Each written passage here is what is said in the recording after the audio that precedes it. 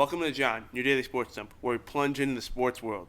We are a sports pipeline for breaking news, game recaps, and the hottest takes in the sports industry. So while we're taking care of business, let us flush out the details and fill you in on what's happening. So take a seat, get comfortable, and make sure you have plenty of TP. It's time to explode the commode. I'm your host, John, and today we're going to be talking why I think Rick Carlisle is a Hall of Fame coach and why I think the referees won the game for Thunder Game 4.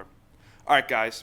Let's start. Rick Carlisle is a Hall of Fame coach. Let me give you some numbers. This is just a quick little segment, but the main portion is how I think that the Thunder won the game because of the referees. Okay, he's an NBA champion. Guided the Mavericks to upset the legendary Miami Heat with D. Wade, Chris Bosh, and obviously LeBron. This is, I think, to this date, the most underdog story team to ever win an NBA Finals, and I think it's going to be like that until I don't even know. I really don't. No one expected this Dirk team to beat the Spurs, to beat LeBron and D. Wade and everybody, and to do it with such ease. Yes, Dirk was a star, and that team was amazing, but Rick Carlisle has shown that it's not just because of Dirk. He's a great, successful coach. Also, 2002 NBA Coach of the Year with the Detroit Pistons after consecutive 50-win seasons and a division title. So he's shown success. Yes, he's most known for being in Dallas and being in Indiana, but he's also been successful in other places like Detroit. Also, 6 total NBA Finals appearances. Now, in 2000, it was an assistant with the Pacers. 2004 was the Pacers coach. Mavericks, 2011, and now this year with the Pacers. Also, has 1,000 NBA wins as of, this season, a little more. His coaching record in Detroit, 993 wins, 860 losses, over 500. In Indiana and in Dallas, that's all of his stops combined. So he wins. He's a consistent winner. And finally, something that I think is, like, when you think of top 10 playoff coaches, you don't think of him. But he is top 10 in playoff wins, currently tied for 10th all-time with 81 postseason victories. So not only is he successful in the regular season, he's also very successful in the postseason, and it's shown this year when he finally took the Pacers to the finals, and I think the Pacers have a legitimate shot to win the NBA Finals, but that brings me into their next obstacle. Their next obstacle is not the Thunder, it is the referees in these games. All right, guys, let me break this down. One of the officials in this game, the lead official, is Scott Foster. If you guys don't know who Scott Foster is, he's one of the most criticized refs, I think. I don't like him. I don't think he's a great referee. But do you want to know what he was involved in and known for?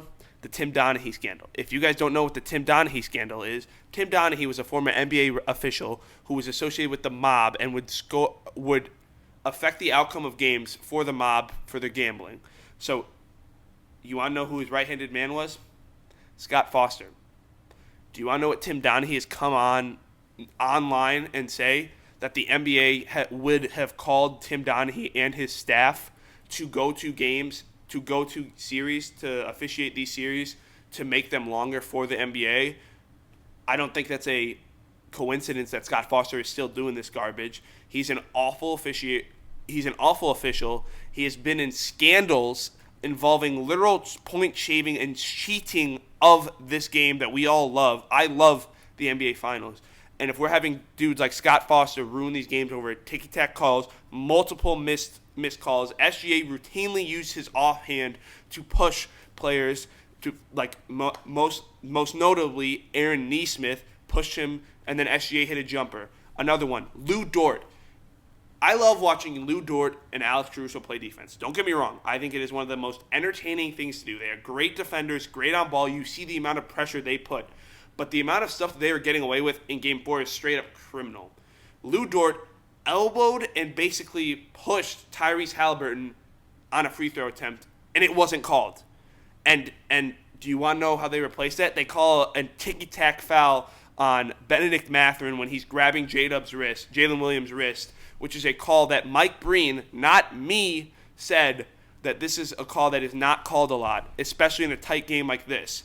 Then, all of a sudden, the playoff basketball, the physical intensity, the intense basketball that we saw all postseason just disappears in this game 4, and Shai gets, Shai, I think throughout the whole postseason, and I think he was not a foul baiter. I think it is impressive, and I've talked with multiple people, my buddies. I've been like, listen, it is impressive what he can do when he feels contact, how he initiates it and shoots it. That is impressive. But when he was doing that in the postseason, that's something that was not being called. And then yesterday we saw a completely different thing, where he would go up, and if someone swipes, it's a foul.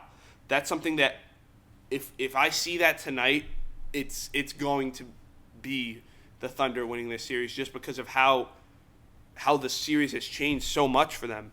And another one, Aaron Nesmith was literally shoved out of bounds. Was that a foul? No. Do you want to know what they did call the foul on? That Benedict Mathurin one. Something that Tim Legler said on ESPN was, and I quote, "There was a number of missed travels in this game, no doubt about it."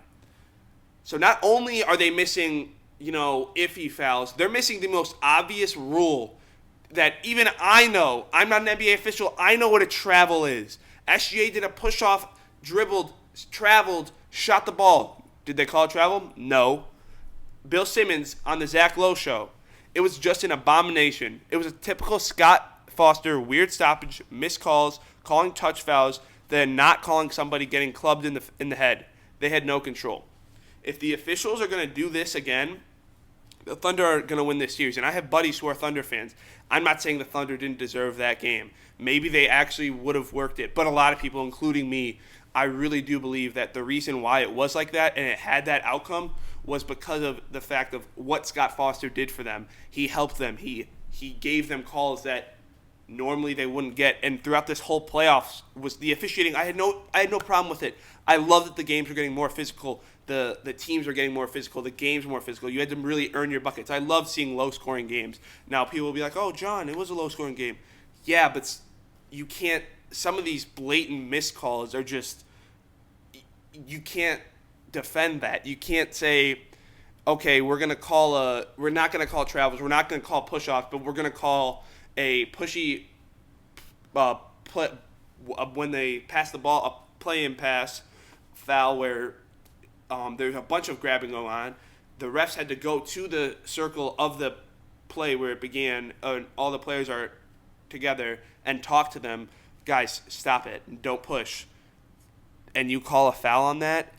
Okay, yeah, but that you can argue with me. You can say that's an obvious call. That's an obvious foul. I agree, but they're not calling that. They haven't been calling that. That was the first time I've watched an NBA basketball game, and they have called a grabbing of the wrist foul. Now, yes, it was obvious, but if we're calling obvious fouls, why are we not calling the push-offs on SGA? Why are we giving SGA free baskets? Why are we not calling... If we are talking about obvious calls, why are we not calling that foul on Lou Dort where he elbows Tyrese Halliburton and shoves him? Why are we not calling that? Are we trying to hurt and injure players as the NBA? No, you shouldn't be wanting to do that, but it seems like that's what they're trying to do if they're going to let the Thunder get away with these calls and then the Pacers get these ticky-tack fouls called on them. It's not fair, and if you're an official, you're supposed to be mediating. You're supposed to be making the game even, fair, make sure the rules are being followed. And if you do that and you go up and you make terrible calls and your name is Scott Foster and you are consistently one of the worst referees in the NBA history and you're known for not only hating Chris Paul, another thing that you are really well known for is being involved in a cheating scandal in this game, which I don't think he should still be a referee in the NBA, considering he was part of the Tim Donaghy scandal. He was literally Tim Donaghy's right-hand man. Everything that they did together. So the fact that you still have this man employed, Adam Silver, is a disgrace and a disappointment to this game. And you're seeing what he's doing to the NBA Finals. He's making it terrible. He's making it, the fans are complaining about the refereeing. And we haven't seen that at all this postseason. And Tim Donaghy is come out and said, Scott Foster did this with me. And Adam Silver doesn't care. He has Scott Foster officiating the biggest game of the NBA calendar year, the biggest series. He has him officiating it. Do you want to know why? Because he likes him. Everyone knows Scott Foster. I don't think he should be an official in the NBA.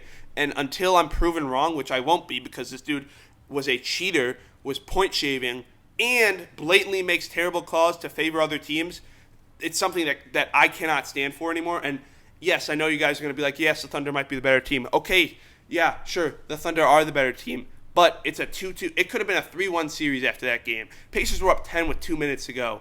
The Pacers, if they want to win a game and the refereeing is going to be like it was in Game 4, they need to win a game by 10 points or else they're not going to win. If they win by 8, it's going to be cut down because I think the officiating was that poor and that terrible. But, guys, that's all I had for today's episode of The John. Thanks for tuning into The John, where we talked about why I think Rick Carlisle is a Hall of Fame caliber coach and why the officiating won Game 4, not the Thunder. Make sure to never miss an episode, so follow us, subscribe, and check me out on Instagram at TheJohnOfficial. Enjoy sports talk? Check out the Sports Syllabus Show, where me and my buddy talk all things sports. It's a two-ply discussion, strong, reliable, and always ready for the hot and messiest takes in sports. Join me next time on The John, your daily sports zone, where we'll be stocking the lake with brown trout and fresh sports info.